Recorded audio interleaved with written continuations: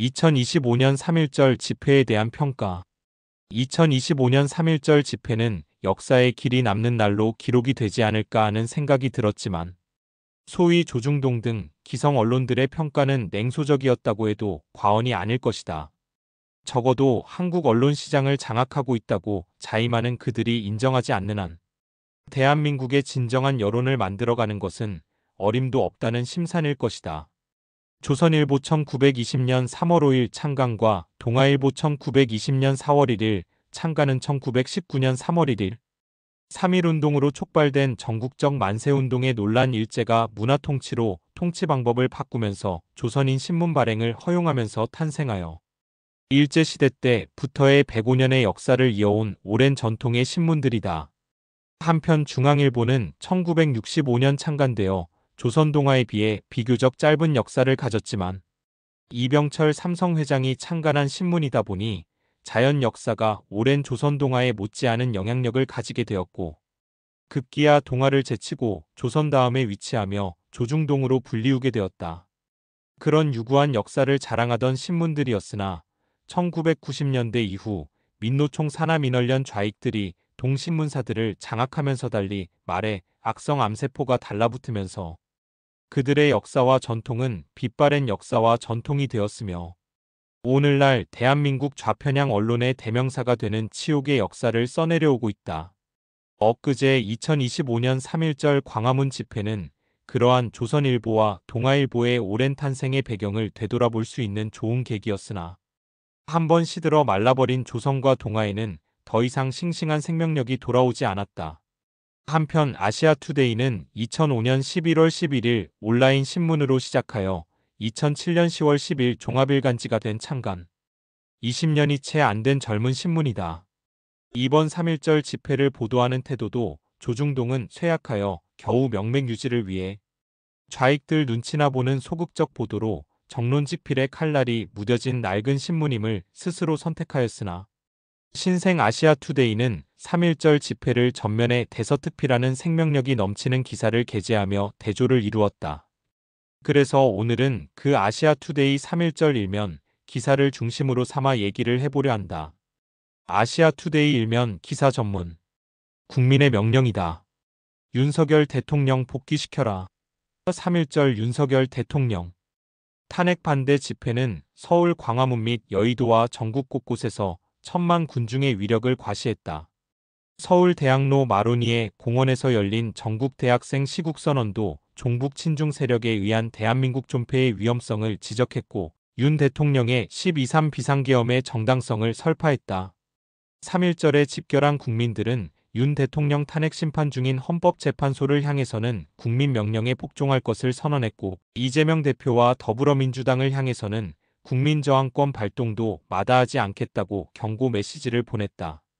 1일 서울 광화문과 여의도 일대에서 열린 윤 대통령 탄핵 반대 집회는 전국에서 모여든 530만 명의 군중주체 측 추산으로 장관을 연출했다.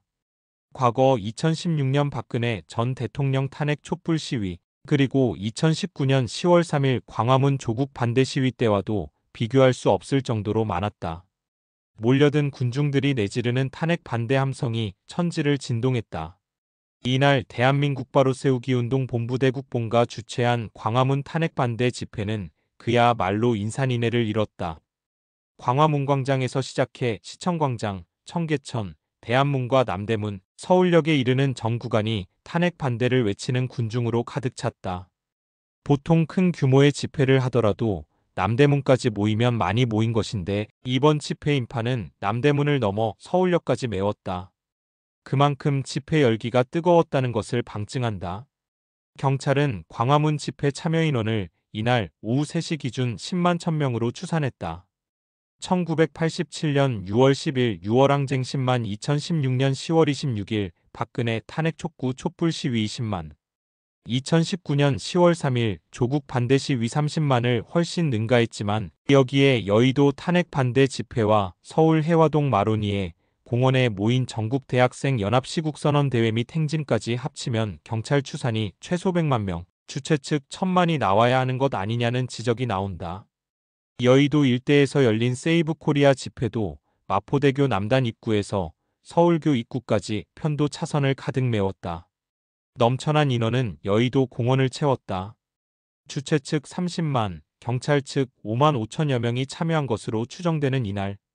집회에는 10대 청소년들과 2030 청년들이 눈에 띄게 많았다. 비가 오는 궂은 날씨로 주변 상가와 건물 안에 들어간 사람들까지 추산하면 주최 측이 추산한 30만 명은 충분해 보였다. 이날 광화문과 여의도 등 서울 지역에서 열린 탄핵 반대 집회를 현장에서 체험한 한 여권 인사는 여의도, 광화문, 서울역 안국동을 돌면서 이미 국민은 윤 대통령의 대통령직 복귀를 선언했다는 느낌이 들었다면서 그런 국민의 선언에 헌법재판소의 재판관들이 순응하길 바라며 이재명과 민주당이라는 반미 친중 매국노들이 더 이상의 국가 반역짓을 멈추고 국민 뜻에 복종해 주길 바란다. 그래야 그들이 목숨이라도 보존할 수 있을 것 같다고 말했다. 반면 윤 대통령 탄핵 찬성 집회도 같은 날 민주당과 조국혁신당 등 야오당 주도로 열렸다. 이재명 민주당 대표가 참석하며 총동원령까지 내려진 안국동 집회는 경찰 추산 1만 8천 명이 모였다. 130여 명의 민주당 의원이 참여했으나 집회 참여도는 저조했다. 넉넉히 잡아 3만으로 본다 해도 탄핵 반대 측 참여도가 30배 많다는 지적이 나온다. 3월 8일에 다시 한번 흔히 우리는 오늘날 대한민국을 2차 대전 이후 탄생한 신생국가 중 유일하게 산업화와 민주화를 다 이룬 자랑스런 나라라고 스스로를 자랑해왔다. 그러나 그것은 잘못된 평가였다. 산업화에 성공한 것은 맞지만 민주화는 택도 없는 헛소리였다. 아마도 1990년대 김영삼 정부 이후를 민주화도 이루었다고 평가하는지 몰라도 그것은 지금 대한민국이 홍역을 치르고 있는 것과 같이 공산주의자들이 급속히 한국 사회 곳곳에 암세포와 같이 뿌리를 내리면서 이를 위장하기 위하여 민주주의라고 위장한 것에 현혹된 것에 불과하였던 것이다.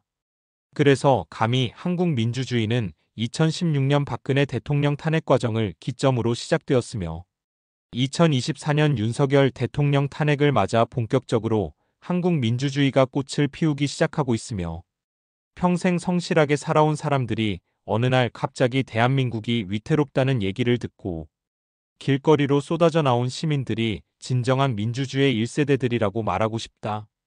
소위 운동권이라고 하는 민주주의 주장자들은 실상은 민주주의 탈을 쓴 이리떼와 같은 반대한민국 세력이라고 재정의를 해야 한다고 생각한다.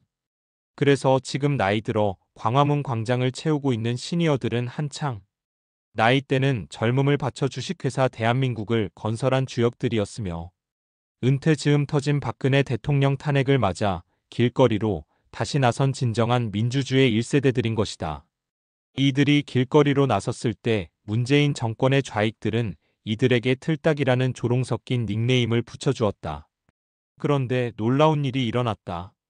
금년 초 한남동 대통령 관저 입구에서 깨어나기 시작한 젊은이들이 누가 시키지도 않았지만 그동안 자신들이 문재인 좌익들의 속아 틀딱이라고 부른 것을 반성하면서 자신들이 더 길게 살아갈 이 땅을 그런 조롱을 받으면서도 굳굳이 지켜주어 감사하다는 말을 하기 시작하면서 이제부터는 자신들이 앞장서 대한민국을 지켜나가겠다는 다짐을 하는 것을 보았다. 그래서 이제 대한민국은 그렇게 드라마틱하게 깨어나고 있는 2030 젊은 세대들과 함께 그리고 어제 광화문에서 중고교 학생들이 모임을 갖고 윤석열 대통령 탄핵 반대 집회를 하는 것을 보니 이제 좌익들이 아무리 정교조를 통하여 쇠뇌 공작을 하더라도 더 이상 흔들림 없이 대한민국은 진정한 자유민주주의 국가로 나아갈 수 있을 것으로 확신한다.